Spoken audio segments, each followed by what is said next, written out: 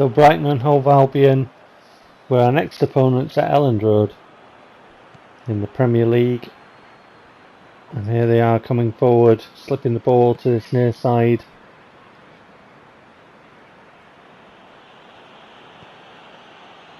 Back more sort of toward the centre, Sonny Marsh. And eventually that is easy for Tieko to get hold of. And I got frustrated with this game, so I tested out to see what would happen if I just stood there doing nothing with the ball. And Brighton didn't want to play football, that was the answer. They didn't come to Elland Road to play football in PES 2021. And it was very frustrating as a result. So I did a bit of time bending where I just passed the ball around because Brighton did not want to play football as per how PES 2021 is programmed and how PES has been programmed all current generation. Frustrating games, it plays very frustratingly. Eventually we get the ball to Pavlidis, who feigns to get around his man and then sticks the ball in the net just inside the near post to give Leeds United a 1-0 lead just before half time. Get in! Liverpool, the provider there. Pavlidis did the rest. Defender closed into Koilapu quite quickly, but he still got the ball to Pavlidis and he just feigned to make room for the shot and put it inside the near post. Good finish, as we've come to expect from this man. So 1-0 to Leeds United at the break. And I noticed on this little bit there was no score bar at the bottom saying Leeds United 1, Brighton and Hove Albion 0. Didn't exist, which is odd. But second half, there it is at the bottom, or there it was. Anyway, Brighton make progress down the far side and cross into the area eventually, I think. Nope. Oh, this is the penalty, isn't it? Oh yes, the penalty. The penalty. Yeah, this is... I wasn't impressed with this referee. Lukumi gets the football. There's no argument. Lukumi gets the football. And the referee says he fouled him.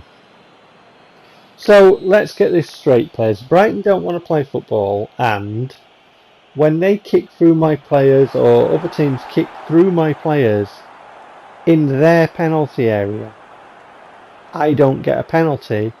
But when Lukumi wins the football, that's a penalty. I'm not chuffed. Anyway, Mopé scores one of the only goals of his career. Am I suggesting Mopé doesn't score? Would I say that? Really? I mean, ask the Everton fans. Does Mopé score? They'll tell you.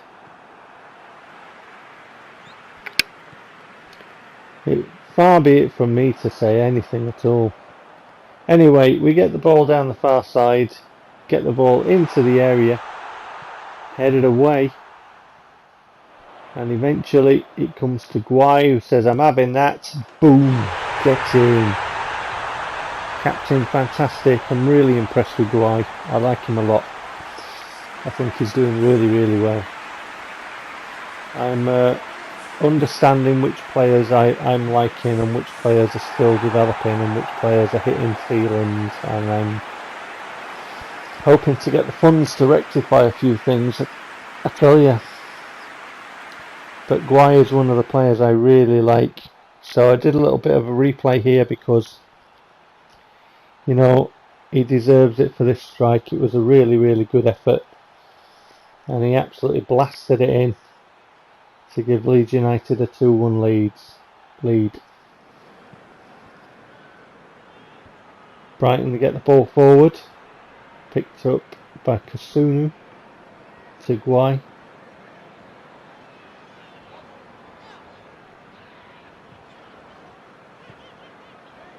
To Yalal under pressure, but turns away and gives it to De La Vega. De La Vega checks back, ball in.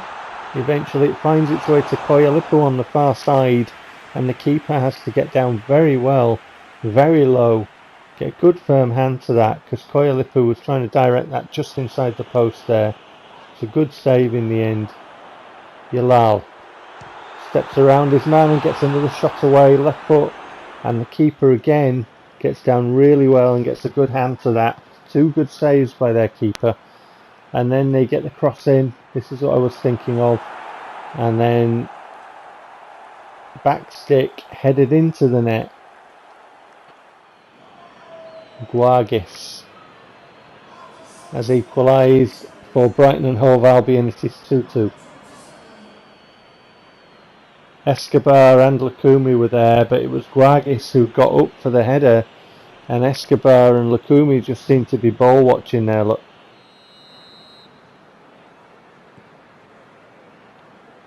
Chalabar to Escobar. Lavera. Lavera does well. Squares the ball to Chalabar. To Vaca. Vaca waits, turns, gets around his man and gets the shot away. Good work, says the manager. Good intent. Unlucky really. Did really well to get the space for the shot, and Jen just couldn't get enough round the ball to direct it inside the post, but good attempts. Good effort. Koyalipu.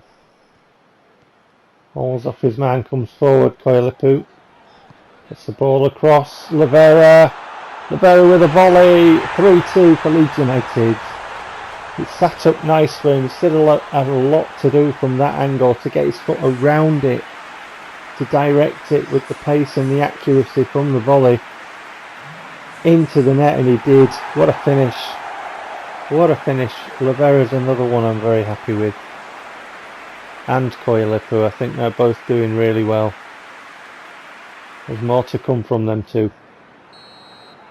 And there it is, referee calls time on the match, and we've come away with 3 points in an interesting game where I wasn't totally pleased with the referee, but we won it. The boys dug in.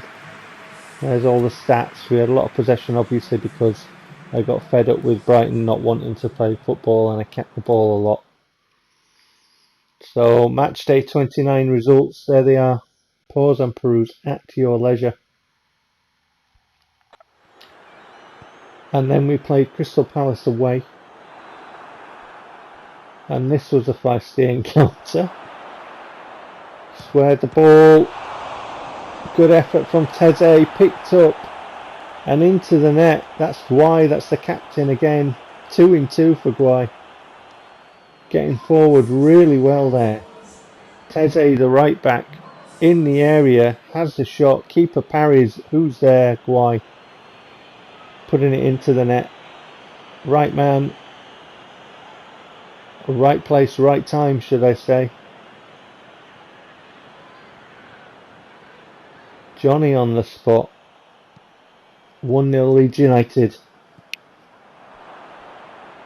Larson playing on this left hand side because of Lavera's injury.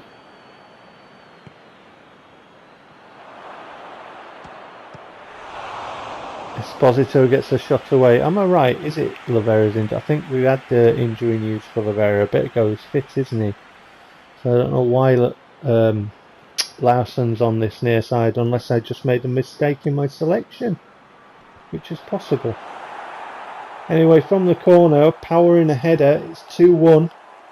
It's Esposito. It's 2-0, sorry. I'm getting it all mixed up now, aren't I? 2-0 from the header, Esposito scores.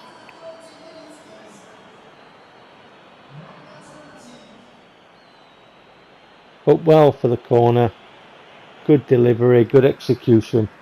Good stuff, Leeds United. Get in. So Guai and Esposito giving Leeds United a 2-0 lead. Guai again coming forward. Finds Stark. Stark tries to find room for the shot, giving a little feint and then hitting it, but the deflection from the Palace defender there takes it wide of the post. Could easily have gone in, that one, but finds its way wide from the corner. Crystal Palace clear it, and Benteke wins it, and Benteke goes away. He's got Kakul to his left, which is quite important, and Benteke streaks away from Kakul and puts the ball via a deflection off the keeper into the net. I'm not happy about this. PES has cheated. So I'll show it in a bit. So you can see there, Kakul, the centre circle, number 14. Coming across there is Satalo as well, look. But Kakul is being left by Benteke, and the game is showing very clearly that Benteke is faster than Kakul, and when they are both running, that Benteke can pull away from Kakul. I call bullshit because of facts, and the facts say that Kakul is quicker than Benteke. And the game was trying to tell me that Benteke was quicker than Kakul, and he's not. That running, Benteke can pull away from the Kakul, and he can't. And Kakul had more stamina. We score, by the way. Really lovely finish from the outside of Esposito's foot for his second of the game. But the game has cheated. It's clearly cheated. PES cheats. It manufactures stats. It gives you stats. You've even got stat search in the player search options, right? So PES is programmed to be based on stats, and it's telling you to search for players based on stats. So you do, and you have your players with the better stats than the opposition in some cases, and the game says, nah, actually, we lied to you, because even though your player's got better stats, the opposition is faster, or is stronger, or is this, or is that, or his passing accuracy is better, or some bullshit.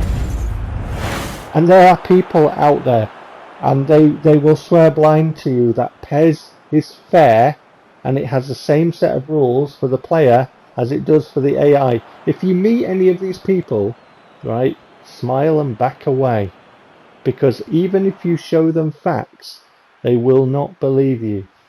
And here PES is cheating again. Put the ball in the box, and this is a foul, and this is a penalty. So the Lukumi challenge, where Lukumi won the ball and the referee gave a penalty to Brighton and Brighton scored, right? Well, this guy, he can't even see the ball from the other side of the player as it comes in. He's left the ground. He is not in control of his actions now, because he has left the ground, and he is fouling my player inside their area, and the referee lets it happen. My shot, which is keyed in and was on the bar, and you can rewind it and have a look at it, is not allowed to be executed because PES has said their player will win that ball before it's actually happened. And he does. So PES has it go out of play. And then Benteke, who cheated for the first goal because apparently he was quicker than Kakul, which is absolute bullshit because I showed you facts earlier, has scored a second. So the game is cheating for Crystal Palace, and it's cheating against my team. And I've factually shown it. I should have had a penalty, and the game said no. Kakul should have caught Benteke, and the game said no. So anyway, I've shown yet again that PES cheats its absolute backside off. But there you go. There are people who swear blind it doesn't, and swear blind it's fair. Like I say, if you meet them, smile and back away because they're scary. So we win 3-2, another 3 points for my team, despite the cheating from PES, which it's done yet again. Results coming up shortly for match day 30. I can't fit the table on, so whatever you're doing, take care, and I'll see you in the next one.